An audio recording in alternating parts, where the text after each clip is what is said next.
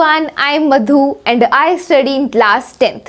So friends, in this video, we are going to do the one short revision of our chapter number 4 which is carbon and its compounds. So आज हम इस video में carbon and its compound को पूरा अच्छे से revise करेंगे. We are going to do the one short revision of this chapter.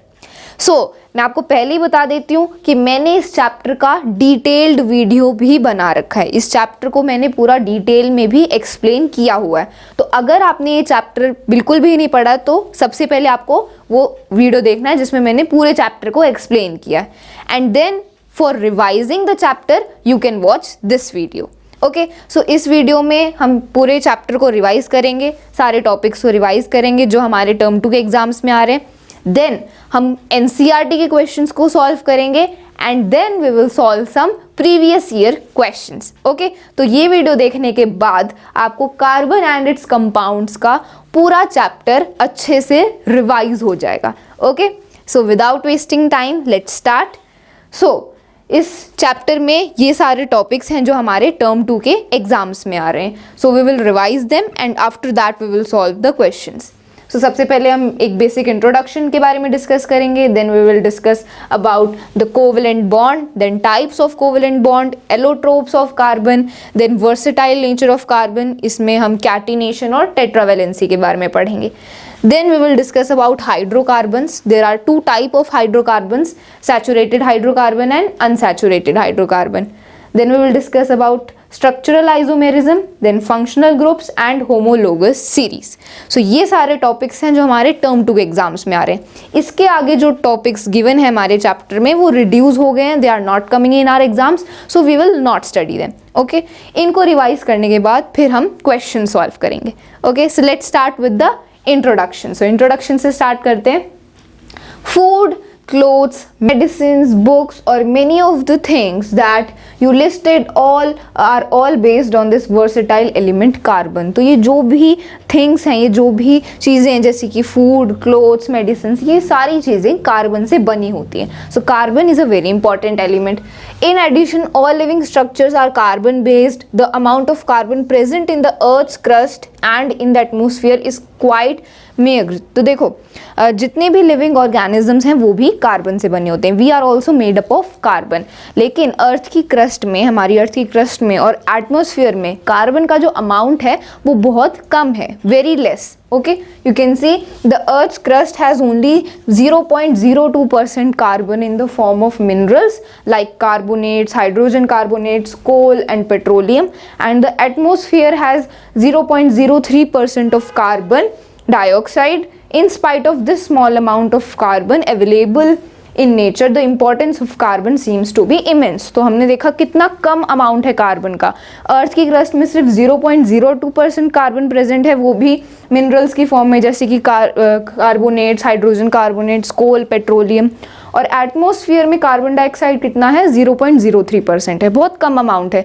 लेकिन कम अमाउंट होने के बाद भी कार्बन एलिमेंट की बहुत बड़ी इंपॉर्टेंस है. It has a very immense importance. Okay तो अब देखेंगे कि कार्बन क्यों इंपॉर्टेंट है, why is it such a versatile element. Okay so आगे बढ़ते हैं.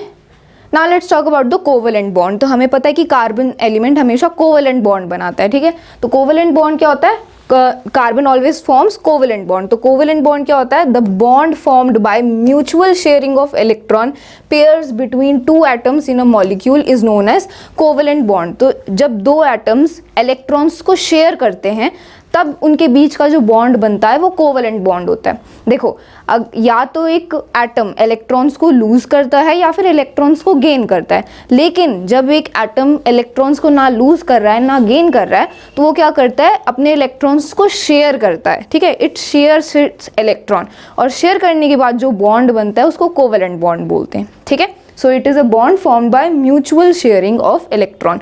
और कार्बन हमेशा कोवेलेंट बॉन्ड ही बनाता है, मतलब कार्बन अपने इलेक्ट्रॉन्स को शेयर करता है. ठीक है, कैसे? तो ये यहाँ पर लिखा है as we all know the atomic number of carbon is 6 and its electronic configuration is 2,4। तो हमें पता है एटॉमिक नंबर 6 है तो इलेक्ट्रॉनिक कॉन्फ़िगरेशन क्या होगी 2,4। तो हम देख सकते हैं कि लास्ट वाले शेल में कितने इलेक्ट्रॉन्स हैं, 4 इलेक्ट्रॉन्स हैं, मतलब कार्बन के पास 4 वैलेंस इलेक्ट्रॉन होते हैं। अब कार्बन स्टेबल होने के लिए या तो वो अपना ऑक्टेट कंप्लीट करेगा या फिर डुप्लेट कंप्लीट करेगा, मतलब लास्ट शेल में या तो 8 इलेक्ट्रॉन्स होने चाहिए या फिर 2 इलेक्ट्रॉन्स होने चाहिए, तभी वो एटम स्टेबल होता है। ठीक है, तो कार्बन भी स्टेबिलिटी अटेन करने की कोशिश करेगा। तो स्टेबल होने के लिए कार्बन को लास्ट शेल में कितने 8 इलेक्ट्रॉन्स चाहिए। अब 8 इलेक्ट्रॉन्स या तो ये 4 इलेक्ट्रॉन्स और गेन कर ले तो इसके पास 8 इलेक्ट्रॉन्स हो जाएंगे, और अगर इन 4 इलेक्ट्रॉन्स को कार्बन लूज कर दे तो फिर लास्ट शेल ये हो जाएगा और इसमें 2 इलेक्ट्रॉन्स हैं, तब कार्बन स्टेबल हो जाएगा। तो कार्बन के पास 2 ऑप्शन है, या तो वो 4 इलेक्ट्रॉन्स को लूज करेगा या फिर 4 इलेक्ट्रॉन्स को गेन करेगा। लेकिन 4 इलेक्ट्रॉन्स को लूज और गेन करना ये एक इजी प्रोसेस नहीं है। Carbon cannot easily lose 4 electrons और ईजिली गेन 4 इलेक्ट्रॉन्स, क्योंकि इसमें बहुत ज़्यादा एनर्जी लगती है and it is not possible. तो कार्बन ना ही अपने इलेक्ट्रॉन्स को शेयर कर सकता है, ना ही गेन कर कार्बन ना ही अपने इलेक्ट्रॉन्स को गेन लूज कर सकता है और ना ही इलेक्ट्रॉन्स और गेन कर सकता है। तो कार्बन क्या करता है, अपने इलेक्ट्रॉन्स को शेयर करता है। ठीक है, सो यहाँ पर वही लिखा है carbon could either gain 4 electrons or lose its 4 electron from its valence shell. Having said that, it is difficult for a carbon atom to gain or lose its valence electrons. It is so because it is very difficult to hold extra electrons, as this would require a large amount of energy to remove and add 4 electrons. तो ये possible नहीं है, इसीलिए carbon अपने चारों electrons को क्या करता है, शेयर करता है, ना ही लूज करेगा ना ही गेन करता है। Thus carbon overcomes this problem by sharing it's valence electron with other carbon atoms or with atoms of other element and forms a covalent bond। तो कार्बन अपने चारों इलेक्ट्रॉन्स को, चारों वैलेंस इलेक्ट्रॉन को शेयर करता है दूसरे एटम के साथ और एक कोवलेंट बॉन्ड बना लेता है। ठीक है, सो यहाँ पर हमने देखा कि कार्बन एक कोवलेंट बॉन्ड बनाता है and the reason behind it. Okay, आगे बढ़ते हैं। तो अब टाइप्स ऑफ कोवलेंट बॉन्ड, अब कोवलेंट बॉन्ड के भी टाइप्स होते हैं। There are 3 types of covalent bond, single covalent bond, double covalent bond and triple covalent bond. तो नाम से पता चल रहा है सिंगल कोवलेंट बॉन्ड क्या होता है, when a single pair of electrons are shared between 2 atoms in a molecule. तो जब एक मॉलिक्यूल में 2 एटम्स के बीच में सिर्फ एक pair of electron he share हुआ है तो सिंगल बॉन्ड बनता है, सिंगल कोवलेंट बॉन्ड बनता है। ठीक है, सिंगल मतलब सिर्फ एक ही इलेक्ट्रॉन शेयर किया है दोनों एटम्स ने, मतलब सिर्फ एक पेयर ऑफ इलेक्ट्रॉन की ही शेयरिंग हुई है, तब बनता है single covalent bond. For example F2, Cl2, H2, तो ये जितने भी एटम्स हैं ये क्या फॉर्म करते हैं, सिंगल कोवलेंट बॉन्ड। ठीक है, क्योंकि ये एक पेयर ऑफ इलेक्ट्रॉन्स को ही शेयर करते हैं आपस में। आगे हम एग्जाम्पल भी देखेंगे। डबल कोवलेंट बॉन्ड क्या होता है, जब 2 पेयर ऑफ इलेक्ट्रॉन्स शेयर करते हैं, that then a double covalent bond is formed when 2 pairs of electrons are shared between 2 atoms in a molecule, then a double covalent bond is formed. For example O2, CO2, तो इनके बीच में double covalent bond बनता है। O2 के oxygen के 2 atoms के बीच में वो क्या करते हैं, 2 इलेक्ट्रॉन्स को शेयर करते हैं, तो डबल कोवलेंट बॉन्ड बन गया। ठीक है, ऐसे ही ट्रिपल कोवलेंट बॉन्ड, तो ट्रिपल कोवलेंट बॉन्ड मतलब जब 3 पेयर ऑफ इलेक्ट्रॉन्स को शेयर करते हैं एटम्स तो उनके बीच में ट्रिपल कोवलेंट बॉन्ड बनता है। When 3 pairs of electrons are shared between 2 atoms in a molecule, then a triple covalent bond is formed. For example N2, तो नाइट्रोजन के 2 एटम्स के बीच में ट्रिपल कोवलेंट बॉन्ड बनता है क्योंकि वो अपने 3 इलेक्ट्रॉन्स को शेयर करते हैं, मतलब 3 पेयर ऑफ इलेक्ट्रॉन्स की शेयरिंग हुई है, that's Y triple covalent bond is formed. अब एग्जाम्पल भी देख लेते हैं। So let's see example. तो सबसे पहले है सिंगल कोवलेंट बॉन्ड का एग्जाम्पल। तो सिंगल कोवलेंट बॉन्ड में हमने H2 का एग्जाम्पल लिया है, हाइड्रोजन का एग्जाम्पल लिया है, क्योंकि हाइड्रोजन के 2 एटम्स के बीच में सिंगल कोवलेंट बॉन्ड बनता है। अब देखते हैं कैसे। तो हमें पता है हाइड्रोजन का एटॉमिक नंबर क्या होता है, हाइड्रोजन का एटॉमिक नंबर होता है 1, मतलब हाइड्रोजन के पास कितने इलेक्ट्रॉन्स होते हैं, 1 इलेक्ट्रॉन होता है। तो अब हाइड्रोजन को स्टेबल होने के लिए या तो 2 इलेक्ट्रॉन्स चाहिए, उसके जो लास्ट शेल होता है या तो उसमें 2 इलेक्ट्रॉन्स होने चाहिए या फिर 8 इलेक्ट्रॉन्स होने चाहिए, ताकि ऑक्टेट या फिर ड्यूप्लेट कंप्लीट हो जाए। तो ईजी क्या है, ईजी है कि जो हाइड्रोजन है वो 1 इलेक्ट्रॉन और गेन कर ले तो इसके पास 2 इलेक्ट्रॉन्स हो जाएंगे और ये स्टेबल हो जाएगा, इसका ड्यूप्लेट कंप्लीट हो जाएगा। So what will hydrogen do to attain stability? It will try to gain one more electron. ये एक इलेक्ट्रॉन को गेन करने की कोशिश करेगा ताकि इसके पास 2 इलेक्ट्रॉन्स हो जाएं and then it can become stable. So hydrogen का गोल है उसे एक इलेक्ट्रॉन और चाहिए. तो ये एक हाइड्रोजन का एटम है, ये हाइड्रोजन का दूसरा एटम है. दोनों के पास एक एक इलेक्ट्रॉन है और दोनों को एक एक इलेक्ट्रॉन की और ज़रूरत है. दोनों को एक एक इलेक्ट्रॉन और चाहिए स्टेबल होने के लिए. तो अब ये क्या करेंगे, इसको भी एक इलेक्ट्रॉन चाहिए, इसको भी एक इलेक्ट्रॉन चाहिए. तो क्या करेंगे, ना अपने इलेक्ट्रॉन्स को लूज करेंगे ना ही गेन करेंगे. ये अपने दोनों एक एक इलेक्ट्रॉन्स को क्या करेंगे, शेयर कर लेंगे.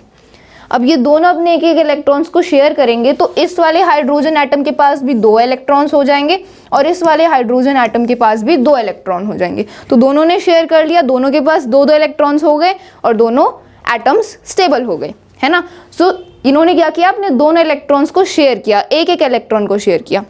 सॉरी, इन्होंने अपने एक एक इलेक्ट्रॉन को शेयर किया तो 2 इलेक्ट्रॉन्स की शेयरिंग हुई है.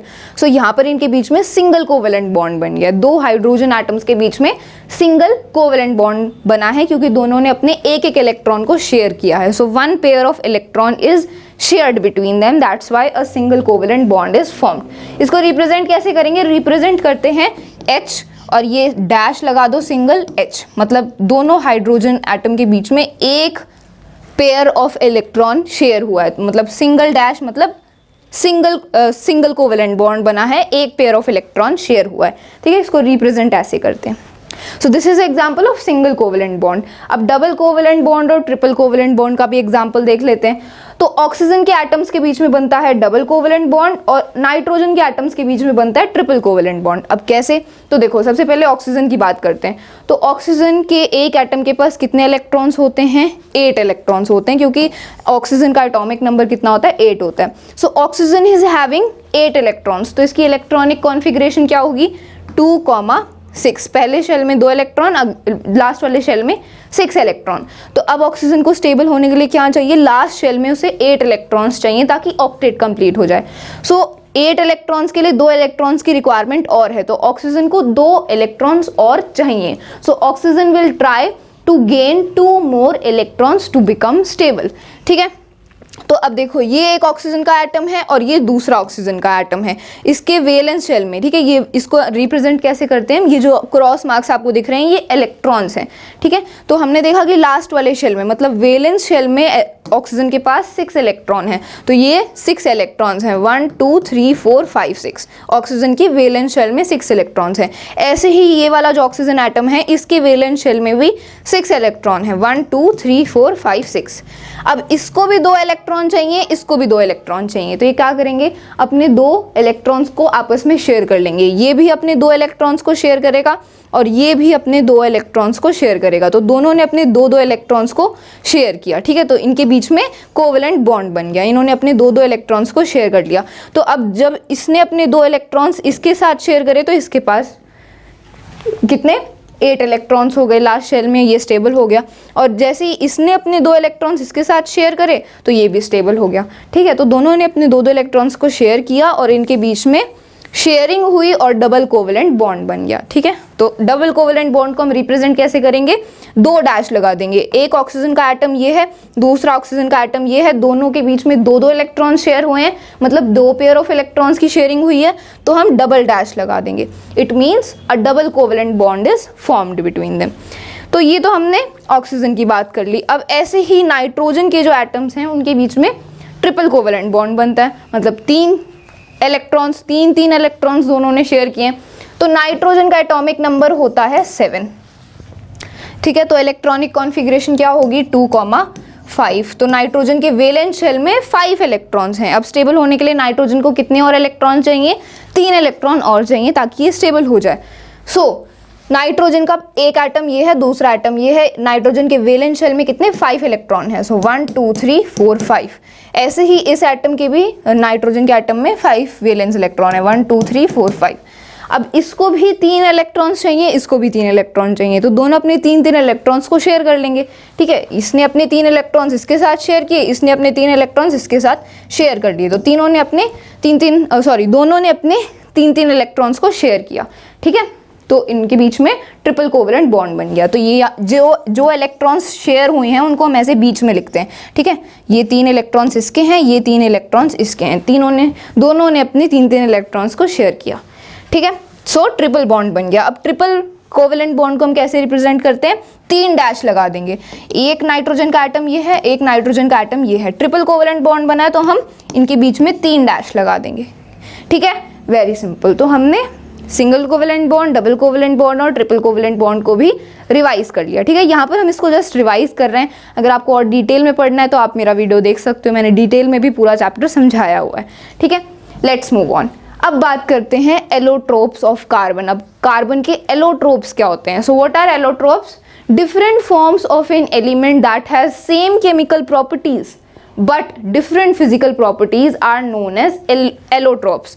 तो जब एक एलिमेंट की अलग अलग फॉर्म्स होती हैं और उन सारी फॉर्म्स की केमिकल प्रॉपर्टीज़ तो सेम होती हैं लेकिन फिजिकल प्रॉपर्टीज़ अलग होती हैं, तो उस एलिमेंट की उन अलग अलग फॉर्म्स को हम बोलते हैं एलोट्रोप्स, ठीक है। एक एलिमेंट की डिफरेंट फॉर्म्स जिनकी केमिकल प्रॉपर्टीज सेम है लेकिन फिजिकल प्रॉपर्टीज, जो उनका फिजिकल अपीयरेंस है वो अलग है, ठीक है। अब जैसे हम कार्बन की बात कर रहे हैं तो कार्बन के एलोट्रोप्स कौन से होते हैं? सबसे पहला कार्बन का एलोट्रोप है diamond. So diamond is a allotrope of carbon, ठीक है।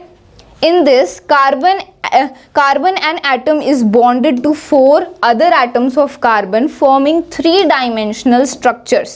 It is the hardest substance and an insulator.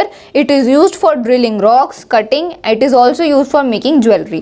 तो जैसा कि हमें पता है डायमंड कार्बन का एक एलोट्रोप है। तो डायमंड का स्ट्रक्चर कैसा होता है? डायमंड में एक कार्बन का जो एटम होता है वो 4 और कार्बन के एटम से जुड़ा हुआ होता है और एक 3-डायमेंशनल स्ट्रक्चर फॉर्म होता है, एक 3D स्ट्रक्चर फॉर्म होता है, ठीक है। So diamond is the hardest substance known. जैसा कि हमें पता है diamond is the hardest substance known and it is a insulator. Diamond एक इंसुलेटर है, मतलब डायमंड इलेक्ट्रिसिटी को कंडक्ट नहीं करता है, it is a bad conductor of electricity, ठीक है। अब डायमंड इतना हार्ड होता है कि डायमंड को रॉक्स को ड्रिल करने के लिए या फिर कटिंग करने के लिए भी यूज किया जाता है and also used for making jewellery. So this is the first allotrope of carbon, diamond. Next allotrope है ग्रेफाइट। तो ग्रेफाइट भी कार्बन का ही एलोट्रोप है। In this, each carbon atom is bonded to 3 other carbon atoms in the same plane, giving a hexagonal array. Graphite is smooth and slippery. Graphite is also very good conductor of electricity. तो graphite का structure कैसा होता है? Graphite में एक carbon का atom 3 और carbon के एटम से जुड़ा होता है, ठीक है। ये 3 और कार्बन के एटम से जुड़ा हुआ है एक ही प्लेन में, मतलब एक ही प्लेन में होते हैं ये, मतलब एक प्लेन में, और फिर ऐसे लेयर बाय लेयर इसका स्ट्रक्चर होता है, ठीक है। हेक्सागोनल, हेक्सागन का मतलब क्या होता है? एक ऐसा फिगर जिसमें 6 साइड्स होती हैं, ठीक है। 3 कार्बन के एटम्स आपस में जुड़े होते हैं एक ही प्लेन में और एक हेक्सागन टाइप का फिगर बनता है, और अरे मतलब ये ऐसे लेयर्स में होता है, ओके।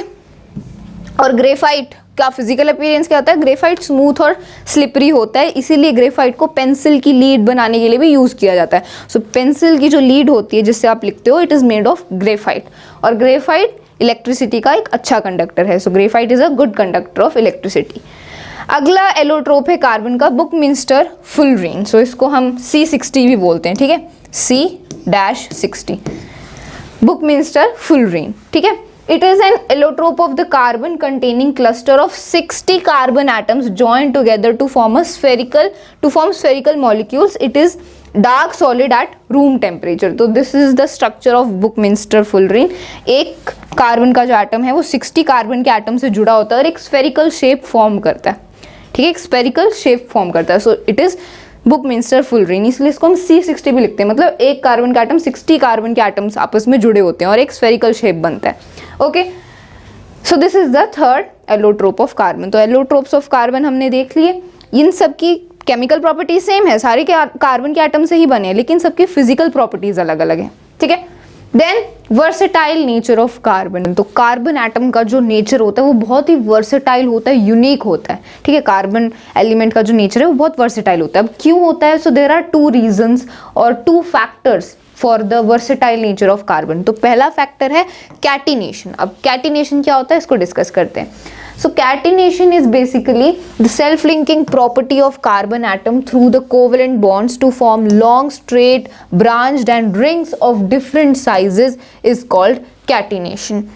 तो कार्बन एटम की जो सेल्फ लिंकिंग प्रॉपर्टी है, कार्बन एटम की जो सेल्फ लिंकिंग प्रॉपर्टी है और वो बॉन्ड्स बना पाता है दूसरे एटम्स के साथ, बॉन्ड बना के वो लंबी लंबी चेन्स बना लेता है, ब्रांचेस बना लेता है चेन्स की या फिर रिंग्स बना लेता है. सो इस सेल्फ लिंकिंग प्रॉपर्टी, कार्बन की सेल्फ लिंकिंग प्रॉपर्टी को हम कैटिनेशन बोलते हैं. So this is very very important. ये बहुत ही इंपॉर्टेंट प्रॉपर्टी है कार्बन की और इसी प्रॉपर्टी की वजह से कार्बन इतने सारे एटम्स के साथ बॉन्ड बना पाता है. ठीक है, कोवलेंट बॉन्ड बना पाता है because it easily forms a link, it easily forms a bond between the atoms और बॉन्ड बना के वैसे ब्रांच्ड, स्ट्रेट और रिंग्स बना लेता है चेन की. ठीक है, this property is due to the small size of atom. ऐसे बना क्यों पाता है carbon atoms chain? So there are two reasons for that. Small size of the carbon atom, carbon atom का जो साइज होता है वो बहुत छोटा होता है, that's why it is easily able to form bonds. Then the great strength of the carbon carbon bond. तो कार्बन कार्बन बॉन्ड मतलब दो कार्बन के एटम के बीच का जो कोवलेंट बॉन्ड बनता है उसके बीच में बहुत स्ट्रेंथ होती है, मतलब उनके बीच में काफ़ी स्ट्रेंथ होती है. दो कार्बन एटम्स के बीच का जो बॉन्ड है उसको कार्बन कार्बन बॉन्ड बोलेंगे. ठीक है, तो कार्बन कार्बन बॉन्ड होता है उसमें काफ़ी स्ट्रेंथ होती है. So these are the two reasons by which the carbon atom is able to make bonds with other atoms very easily. ठीक है, यहाँ पर आप देख सकते हो कि कार्बन का एटम दूसरे कार्बन के एटम्स के साथ ऐसे बॉन्ड बना के लंबी चेन बना ली, तो ये स्ट्रेट चेन बन गई कार्बन एटम्स की. ठीक है, ब्रांच चेन भी बन जाती है, जैसे कार्बन के एटम ने इसके साथ बॉन्ड बनाया, फिर इस कार्बन के एटम ने इस कार्बन के एटम के साथ बॉन्ड बनाया, तो ये चेन बन गई. ठीक है, ब्रांच्ड चेन बन गई. क्लोज चेन, देखो यहाँ पर ये कार्बन का एटम था, ये तीनों थे, इन्होंने आपस में बना लिया और ये क्लोज चेन बन गई. ऐसे ही यहाँ पर, ऐसे ही यहाँ पर. ठीक है, तो कार्बन की इस प्रॉपर्टी को हम कैटिनेशन बोलते हैं.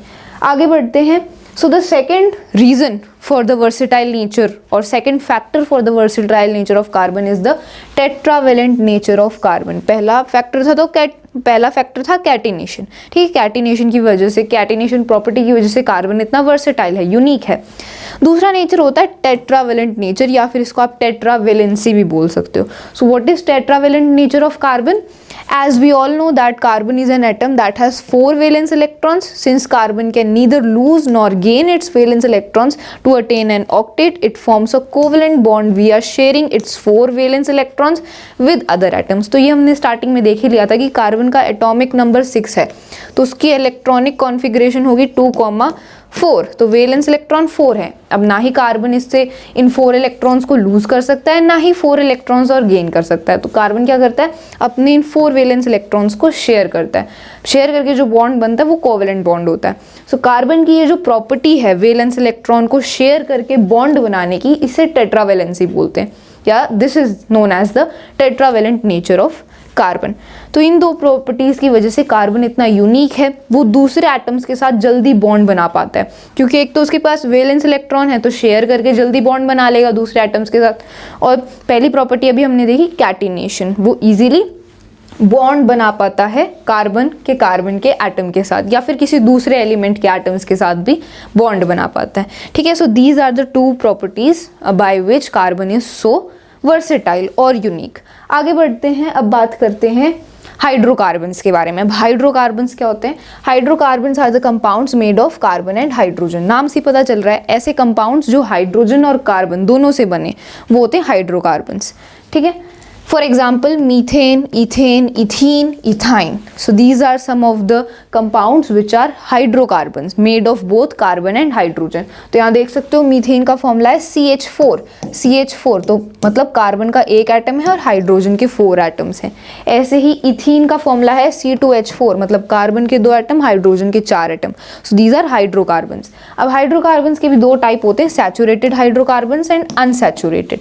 तो सैचुरेटेड हाइड्रोकार्बन्स वो होते हैं जिनके बीच में the hydrocarbons in which the carbon atoms are connected by only a single bond are called saturated hydrocarbons और अल्केन्स भी बोलते हैं हम इनको, ठीक है। तो सैचुरेटेड हाइड्रोकार्बन्स वो कंपाउंड्स होते हैं या वो हाइड्रोकार्बन्स होते हैं जिनमें कार्बन के एटम के बीच में सिर्फ एक सिंगल बॉन्ड ही होता है, मतलब कार्बन कार्बन के बीच का जो बॉन्ड है वो सिंगल बॉन्ड होता है, तो वो होते हैं सैचुरेटेड हाइड्रोकार्बन्स, या फिर इनको अल्केन्स भी बोलते हैं।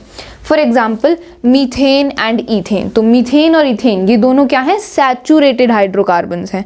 कैसे, अब इसको थोड़ा एग्जाम्पल से समझते हैं। देखो यहाँ पर सैचुरेटेड हाइड्रोकार्बन्स का एग्जांपल है ईथेन, तो ईथेन का फॉर्मूला क्या है, C2H6। तो इसका इलेक्ट्रॉन डॉट स्ट्रक्चर ड्रॉ करते हैं, है ना, जो स्ट्रक्चर हम ड्रॉ करेंगे बॉन्ड का पूरा वो इलेक्ट्रॉन डॉट स्ट्रक्चर होता है। तो C2H6 मतलब कार्बन के 2 एटम्स और हाइड्रोजन के 6 एटम्स। तो ये कार्बन के 2 एटम्स हो गए, ये आपस में एक सिंगल बॉन्ड बना लेंगे, ठीक है। और हाइड्रोजन के 6 एटम्स हैं, तो वो कैसे बॉन्ड बनाएंगे, एक हाइड्रोजन का एटम इसके साथ ऐसे बॉन्ड बनाएगा, एक हाइड्रोजन का एटम इसके साथ ऐसे बॉन्ड बनाएगा, एक हाइड्रोजन का एटम इसने यहाँ बॉन्ड बनाया, दूसरे हाइड्रोजन के एटम ने यहाँ बनाया, फिर इसने यहाँ बना लिया, एंड ये 6 हाइड्रोजन के एटम्स हो गए और इन्होंने इन 2 कार्बन के एटम्स के साथ बॉन्ड बना लिया। तो आप देख सकते हो कि यहाँ पर कार्बन के पास 4 वैलेंस इलेक्ट्रॉन्स थे, इसके पास भी 4 वैलेंस इलेक्ट्रॉन थे, और इनको भी एक एक इलेक्ट्रॉन की ज़रूरत थी, तो इन्होंने आपस में शेयर कर लिया और बॉन्ड बना लिया। सो this is the electron dot structure of ethane, ठीक है। अब हम देख सकते हैं कि दोनों जो कार्बन एटम्स हैं उनके बीच में सिंगल बॉन्ड है, मतलब एक एक इलेक्ट्रॉन की ही शेयरिंग हुई है ना। हम देख सकते हैं दोनों के बीच में सिंगल बॉन्ड है, तो जब सिंगल बॉन्ड होता है तो ऐसे हाइड्रोकार्बन को हम सैचुरेटेड हाइड्रोकार्बन बोलते हैं, क्योंकि दोनों कार्बन एटम के बीच में सिंगल बॉन्ड है, ठीक है। अब अनसैचुरेटेड हाइड्रोकार्बन इसका बिल्कुल उल्टा है। The hydrocarbons in which the carbon atoms are connected by double और triple bonds are called unsaturated hydrocarbons, और यू कैन से अल्कीन्स और अल्काइंस। तो ऐसे हाइड्रोकार्बन्स जिसमें कार्बन एटम्स के बीच में डबल या फिर ट्रिपल बॉन्ड है, that are known as unsaturated hydrocarbons. For example, ethene and ethyne. ethene and ethyne, तो यहाँ पर एग्जाम्पल लेते हैं हम ethene का, तो ethene का फॉर्मूला होता है C2H4। तो इसका इलेक्ट्रॉन डॉट स्ट्रक्चर ड्रॉ करते हैं, तो C2H4 मतलब कार्बन के 2 एटम हैं और हाइड्रोजन के 4 एटम्स हैं। तो बॉन्ड कैसे बनेगा, देखो कार्बन के एटम के बीच में ये मान लो सिंगल बॉन्ड बन गया यहाँ पर, ठीक है। अब 4 हाइड्रोजन के एटम्स हैं, तो एक बॉन्ड यहाँ पर बना लिया इसने इसके साथ, एक बॉन्ड यहाँ बना लिया, एक बॉन्ड यहाँ बना लिया हाइड्रोजन के एटम ने, और एक बॉन्ड ऐसे बना लिया, ठीक है। तो 4 हाइड्रोजन के एटम्स हो गए, 2 कार्बन के एटम्स हो गए, तो इन्होंने आपस में बॉन्ड बना लिया। लेकिन क्या ये इलेक्ट्रॉन डॉट स्ट्रक्चर सही है, क्योंकि हमें इतना पता है कि कार्बन के पास 4 वैलेंस इलेक्ट्रॉन होते हैं, मतलब 4 बॉन्ड्स बनने चाहिए। तो एक बॉन्ड तो इस कार्बन के एटम ने इसके साथ बनाया, दूसरा बॉन्ड यहाँ बना लिया, तीसरा बॉन्ड इसके साथ बनाया, चौथा बॉन्ड तो बना ही नहीं है। तो अभी भी कार्बन के पास एक वैलेंस इलेक्ट्रॉन है, इसके पास भी एक वैलेंस इलेक्ट्रॉन है, इसके पास भी एक है। तो अब ये क्या करेंगे, अब ये डबल बॉन्ड करेंगे, डबल बॉन्ड फॉर्म करेंगे, मतलब ये अपने 2-2 इलेक्ट्रॉन्स को शेयर करेंगे। तो यहाँ पर इन दोनों ने अपने 2-2 इलेक्ट्रॉन्स को शेयर कर लिया, और बाकी के जो 2 बचे वो इन्होंने इन हाइड्रोजन के एटम्स के साथ शेयर कर लिया, ठीक है। तो अब ये इलेक्ट्रॉन डॉट स्ट्रक्चर सही है, तो दोनों कार्बन के एटम के बीच में डबल बॉन्ड बना है, तो डबल बॉन्ड बना है दोनों कार्बन के एटम के बीच में, तो ये अनसैचुरेटेड हाइड्रोकार्बन है। Okay, it is unsaturated hydrocarbon, ठीक है। So these are the 2 types of hydrocarbons. Examples देख लिया हमने, डिस्कस कर लिया, आगे बढ़ते हैं। Let's talk about the next topic which is, so ये टेबल गिवन है हमारी NCERT, this is the table of NCERT. तो यहाँ पर क्या है, these are the formulae and structures of saturated compounds of carbon and hydrogen। तो जो saturated hydrocarbons होते हैं ये उनके examples हैं और ये इनके इलेक्ट्रॉन डॉट स्ट्रक्चर हैं, तो ये भी आपको याद होने चाहिए, ठीक है। Methane, ethane, propane, butane, pentane, hexane, ये सारे क्या हैं, सैचुरेटेड हाइड्रोकार्बन्स हैं। ये इनके फॉर्मूले हैं और ये इनके इलेक्ट्रॉन डॉट स्ट्रक्चर हैं। इनको आप आराम से देख सकते हो, एनसीईआरटी जब आप पढ़ोगे यू कैन लर्न देम। आगे बढ़ते हैं, बात करते हैं स्ट्रक्चरल आइसोमेरिज्म के बारे में। अब स्ट्रक्चरल आइसोमेरिज्म क्या होता है, compounds having the same molecular formula but different structures are known as isomers and this phenomena is known as structural isomerism. मतलब ऐसे कंपाउंड्स जिनका केमिकल फॉर्मूला तो सेम है, मतलब जो मॉलिक्यूलर फॉर्मूला है वो तो सेम रहेगा, लेकिन जो उनका स्ट्रक्चर होता है वो अलग अलग होता है, तो वो दोनों जो कंपाउंड्स होंगे they are known as isomers. और इस पूरे प्रोसेस को, इस फिनोमिना को हम बोलते हैं structural isomerism. For example butane का एग्जाम्पल लेते हैं। सो ब्यूटेन क्या है, ब्यूटेन का फॉर्मूला होता है CH4 सॉरी C4H10, C4H10, ठीक है। This is the formula of butane, ठीक है। तो अब ये जो इसका जब हम स्ट्रक्चर ड्रॉ करेंगे, इसका इलेक्ट्रॉन डॉट स्ट्रक्चर ड्रॉ करेंगे, तो ये दो टाइप से ड्रॉ हो सकता है। सो यहाँ पर आप देख सकते हो पहला स्ट्रक्चर तो हमने ये ड्रॉ किया, 4 कार्बन के एटम्स और ये 10 हाइड्रोजन के एटम्स, इन्होंने आपस में सिंगल बॉन्ड बना लिया। पहला स्ट्रक्चर ये है। दूसरा स्ट्रक्चर ये है, ये 3 हाइड्रोजन के एटम्स यहाँ, ये चौथा यहाँ पर, और ये ये 3 कार्बन के एटम्स, ये चौथा कार्बन का एटम, और ये सारे हाइड्रोजन के एटम्स। तो आप देख सकते हो मॉलिक्यूलर फॉर्मूला तो सेम है, मॉलिक्यूलर फॉर्मूला सेम है कंपाउंड का, लेकिन अलग अलग स्ट्रक्चर्स हैं, स्ट्रक्चर्स अलग अलग हैं। सो ये दोनों क्या हैं? ये दोनों आइसोमर्स हैं, ये दोनों क्या हैं? आइसोमर्स हैं, और इस फिनोमिना को हम बोलते हैं स्ट्रक्चरल आइसोमेरिज्म, ठीक है। आगे बढ़ते हैं, क्योंकि अभी तो हम जस्ट रिवाइज कर रहे हैं ना, इसलिए मैं जल्दी जल्दी टॉपिक्स को कवर कर रही हूँ, क्योंकि मैंने डिटेल में ऑलरेडी पढ़ाया हुआ है सारा कुछ। आगे बढ़ते हैं। Okay, so the next topic is functional group. तो अब फंक्शनल ग्रुप के बारे में बात करते हैं। तो फंक्शनल ग्रुप क्या होते हैं? एन एटम और group of atoms present in a molecule which largely determines its chemical property are called functional group. तो एक मॉलिक्यूल में वो एटम या ग्रुप ऑफ एटम जो उस मॉलिक्यूल की केमिकल प्रॉपर्टीज को डिटरमाइन करता है, that is called the functional group, ठीक है। फॉर एग्जाम्पल यहाँ पर हम एग्जाम्पल लेते हैं ब्यूटेन का। ब्यूटेन का केमिकल फॉर्मूला क्या होता है? ब्यूटेन का केमिकल फॉर्मूला होता है C4H10, ठीक है। 4 कार्बन के एटम्स और 10 हाइड्रोजन के एटम्स। तो इसका स्ट्रक्चर ड्रॉ करते हैं। So let's draw the structure. So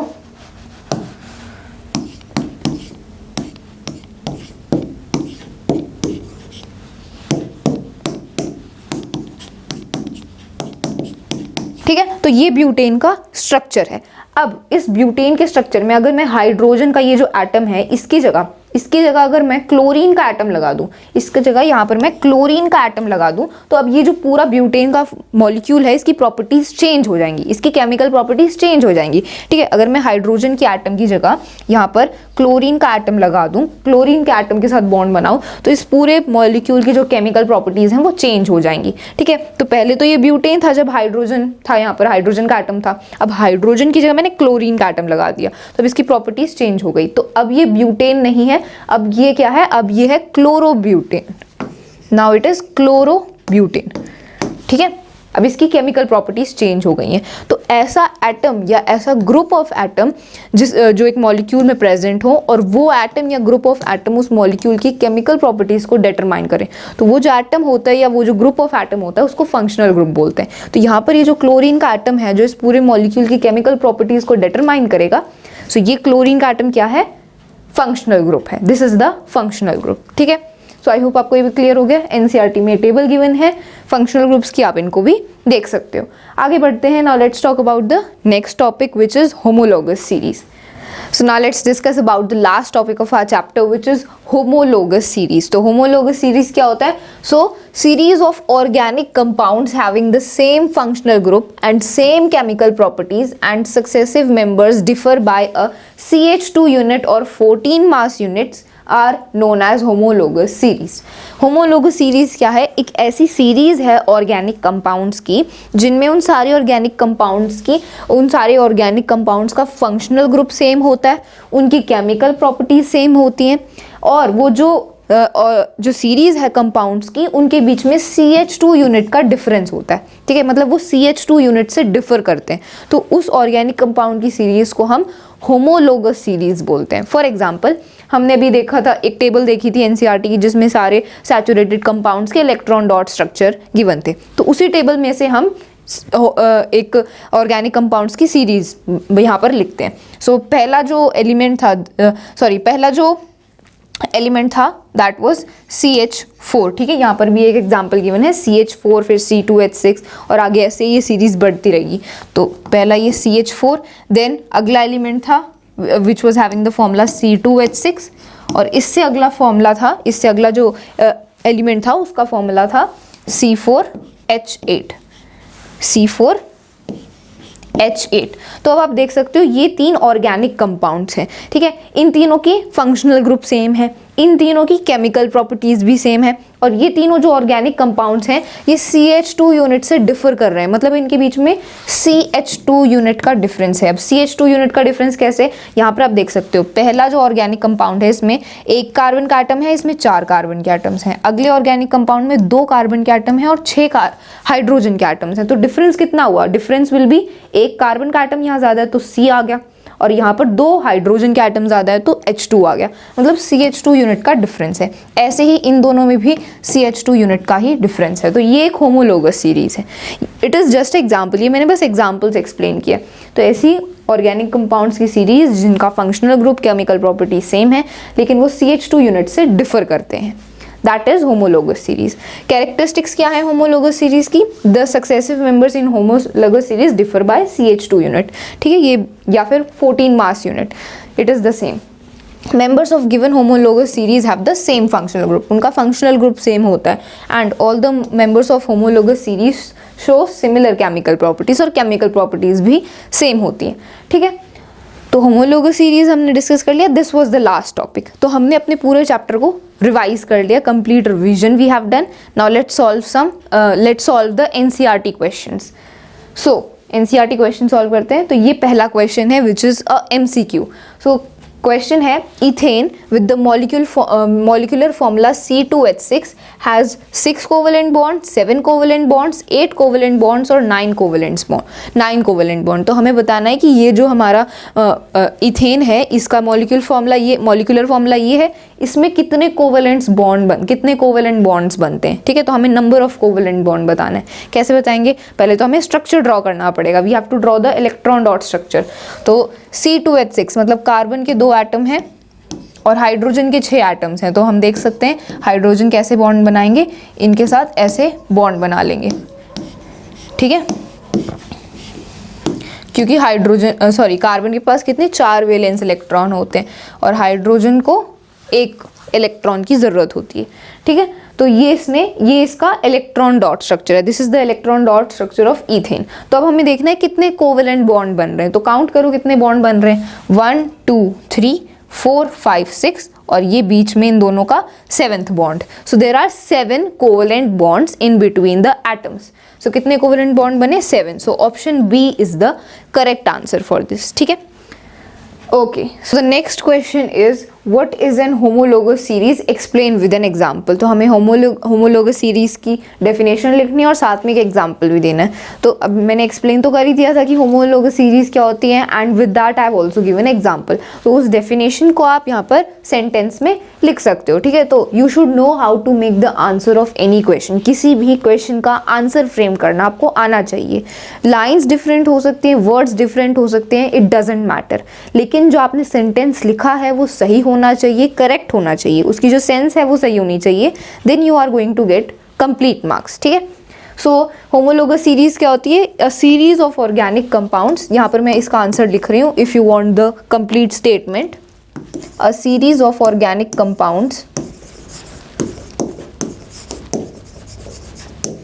okay. So this is the answer of the question. ये पूरा मैंने इसको स्टेटमेंट में लिख दिया है। एग्जाम्पल आप देख सकते हो, एग्जाम्पल यू कैन राइट जो भी हमने डिस्कस किया था, जैसे for example CH4 then C2H6 and then C4H8, ठीक है। तो ये एग्जाम्पल भी आप दे सकते हो, okay. So this is the example. अगला क्वेश्चन है, why are carbon and its compound used as fuels for most applications, ठीक है। तो कार्बन और उसके जो कार्बन के जो कंपाउंड्स होते हैं उनको हम फ्यूल्स एज अ फ्यूल क्यों यूज़ करते हैं, ज़्यादा से ज़्यादा एप्लीकेशंस के लिए, मतलब हम फ्यूल्स कार्बन और कार्बन के कंपाउंड्स के फ्यूल्स को ज़्यादा यूज़ क्यों करते हैं। So this is the question. So हम कार्बन और कार्बन के कंपाउंड्स को एज अ फ्यूल इसीलिए यूज़ करते हैं बिकॉज जब कार्बन और हाइड्रोजन बर्न करते हैं एयर में तो वो बहुत ज़्यादा हीट और लाइट प्रोड्यूस करते हैं। They are having a very high calorific value. Calorific value मतलब कितनी हीट प्रोड्यूस हो रही है, जब कंबशन हो रही है, जब वो बर्न हो रहे हैं तो कितनी हीट प्रोड्यूस हो रही है, that is called the calorific value, ठीक है। तो जब कार्बन के जो फ्यूल्स बर्न करते हैं तब वो बहुत हीट प्रोड्यूस करते हैं, लाइट प्रोड्यूस करते हैं, and they are having high calorific value, इसीलिए हम कार्बन और उसके कंपाउंड्स को एज अ फ्यूल यूज़ करते हैं। So the answer for this will be carbon and its compounds. So this is the answer of this question. Carbon and its compounds are used as fuels because they have high calorific values and give out a lot of energy and heat. यहाँ पर heat भी आ जाएगा, ठीक है. So this is the answer of both of the questions. You can note them if you want. तो अब बढ़ते हैं अगले क्वेश्चन की तरफ, which is give a test that can be used to differentiate between saturated and unsaturated hydrocarbons. तो हमने देखा था हाइड्रोकार्बन्स के दो टाइप होते हैं, saturated hydrocarbons and unsaturated hydrocarbons. अब हमें एक ऐसा टेस्ट बताना है जिस टेस्ट की हेल्प से हम ये डिफरेंशिएट कर पाएँ कि कौन सा सैचुरेटेड हाइड्रोकार्बन है, कौन सा अनसैचुरेटेड हाइड्रोकार्बन है. तो सैचुरेटेड हाइड्रोकार्बन्स कौन से होते हैं? वो हाइड्रोकार्बन्स जिनमें कार्बन एटम के बीच में सिंगल बॉन्ड होता है, और अनसैचुरेटेड वो होते हैं जिनमें कार्बन एटम के बीच में डबल या ट्रिपल बॉन्ड होता है, ठीक है. तो अब हमें एक ऐसा टेस्ट चाहिए जिसकी हेल्प से हम दोनों के बीच में डिफरेंशिएट कर पाएँ. So the test for differentiating between saturated and unsaturated hydrocarbons is the bromine water test. मतलब हम ब्रोमीन वाटर का यूज़ करते हैं सैचुरेटेड और अनसैचुरेटेड हाइड्रोकार्बन्स में डिफरेंशिएट करने के लिए. क्या करते हैं? ब्रोमीन को जब हम वाटर में मिक्स करते हैं, जब उसका सोल्यूशन बनाते हैं, so that solution is known as bromine water. So ये हमारा बीकर है, इसमें मान लो ये ब्रोमीन वाटर है. This is bromine water. अब जो ब्रोमीन वाटर होता है उसका कलर होता है ब्राउनिश रेड कलर का कुछ कलर होता है इसका, ठीक है. और जब अनसैचुरेटेड हाइड्रोकार्बन डालेंगे, मतलब जब इसमें हम अनसैचुरेटेड हाइड्रोकार्बन का कोई सोल्यूशन डालेंगे, तो इसका जो कलर है वो डीकलराइज हो जाएगा. मतलब इसका जो ब्राउनिश रेड कलर होता है वो डीकलराइज हो जाता है, इसका कलर फीका हो जाता है, ठीक है. और अगर हम इसमें सैचुरेटेड हाइड्रोकार्बन डालेंगे तो इस पर कोई भी इफेक्ट नहीं पड़ता. ये जो सैचुरेटेड हाइड्रोकार्बन है ये ब्रोमीन वाटर के साथ रिएक्ट ही नहीं करता है, तो कोई भी कलर में चेंज नहीं आता है. तो सिंपल टेस्ट है ब्रोमीन वाटर टेस्ट. अगर हम अनसैचुरेटेड हाइड्रोकार्बन को ऐड करेंगे तो इसका जो ब्राउनिश रेड कलर होता है ब्रोमीन वाटर का वो डीकलराइज हो जाता है. और जब हम सैचुरेटेड हाइड्रोकार्बन ऐड करते हैं तो कोई भी चेंज हमें नहीं देखने को मिलता. It does not react with bromine water. Okay, so अब इसको स्टेटमेंट की फॉर्म में लिख देते हैं. That bromine water test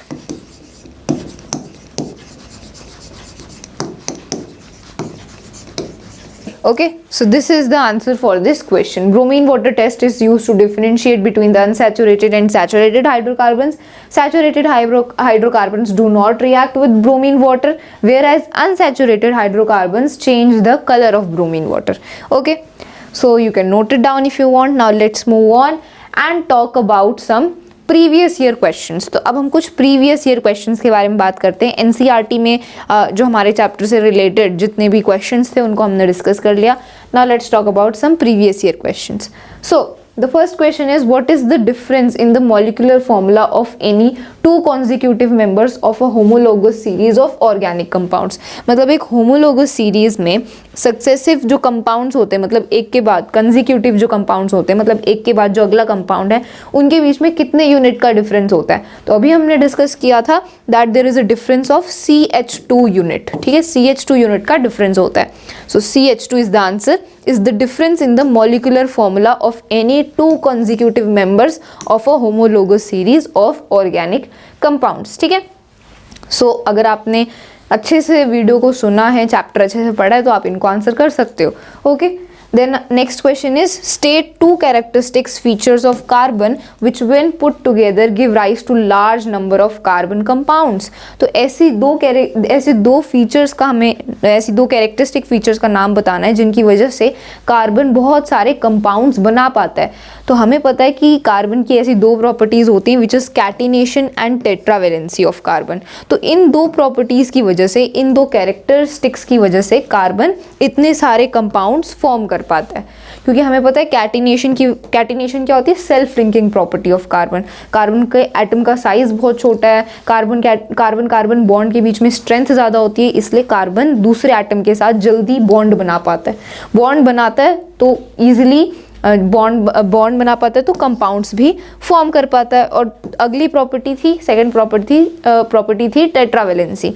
so carbon के पास 4 वैलेंस इलेक्ट्रॉन होते हैं, तो ना वो गेन कर सकता है ना लूज कर सकता है, शेयर करता है, तो कोवेलेंट बॉन्ड बनाना पड़ता है। बॉन्ड बनेगा तो वो जितना बॉन्ड बना पाएगा, जितने इजीली बॉन्ड बना पाएगा, उतने ही ज़्यादा कंपाउंड्स को फॉर्म करेगा। सो इन्हीं 2 कैरेक्टरिस्टिक्स की वजह से कार्बन इतने सारे कंपाउंड्स फॉर्म कर पाता है, ठीक है। So these are 2 important previous questions. आगे बात करते हैं। Explain isomerism, state any 4 characteristics of isomers, draw the structure of possible isomers of butane, the formula is C4H10। तो हमने आइसोमेरिज्म के बारे में भी डिस्कस किया था। स्पेसिफिकली बात करें तो स्ट्रक्चरल आइसोमेरिज्म। तो क्या है isomerism? Isomerism is a phenomenon due to which some compounds have same molecular formula but different structural formula. मतलब ऐसा कंपाउंड मॉलिक्यूलर जिसका मॉलिक्यूलर फॉर्मूला तो सेम है, लेकिन उनका जो स्ट्रक्चर है, जो स्ट्रक्चर अभी हमने देखा था, वो अलग होता है, ठीक है। That phenomena is known as isomerism, और you can say structural isomerism, ठीक है। कैरेक्टरिस्टिक्स क्या होती हैं? Characteristics is they differ in structure formula.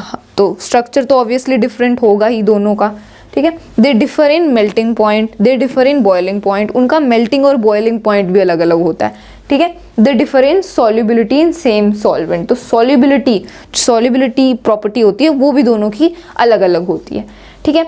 तो यहाँ पर हमसे पूछा है कि हमें ब्यूटेन CH4H10 के आइसोमर्स ड्रॉ करने हैं। तो मैंने पीछे डायग्राम भी दिखाया था, आप ड्रॉ कर सकते हो। तो C4H10, तो पहला स्ट्रक्चर तो इसका सिंपल, कार्बन के 4 एटम्स, हाइड्रोजन के 10 एटम्स, ओके। सो ये तो पहला स्ट्रक्चर है ब्यूटेन का, this is the first isomer, okay.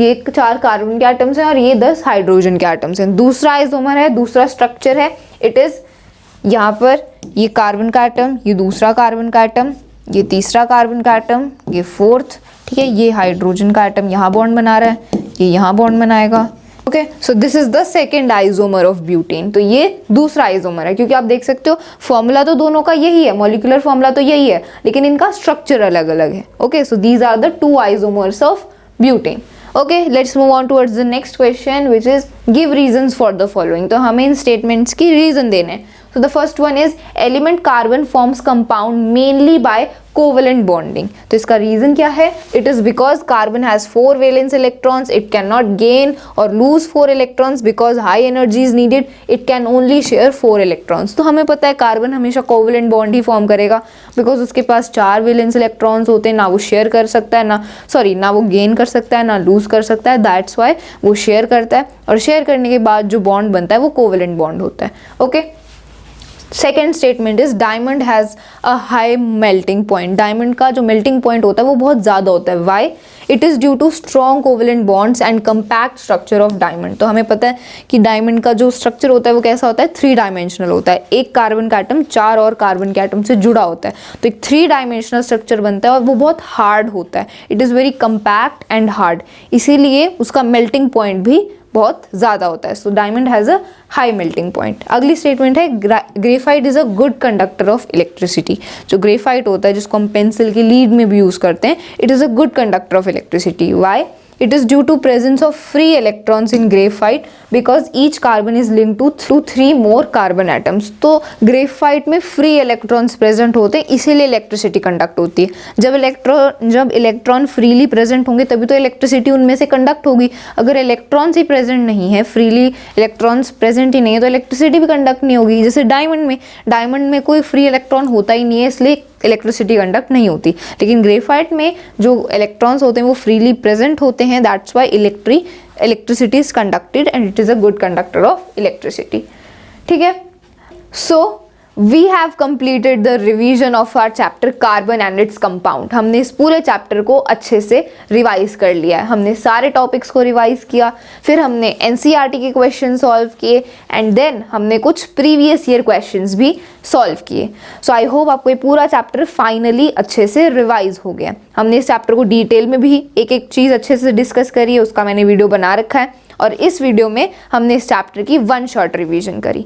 Okay, so अब आपको ज़्यादा से ज़्यादा क्वेश्चंस प्रैक्टिस करने, ज़्यादा से ज़्यादा रिटन प्रैक्टिस करनी है, so that you will become perfect in this chapter. Okay, so मिलते हैं अगले वीडियो में, which will be of chapter 4 quadratic equation of maths. हम अगले वीडियो में क्वाड्रेटिक इक्वेशंस के पूरे चैप्टर को रिवाइज करेंगे. Okay, so that's all for this video. Thank you so much.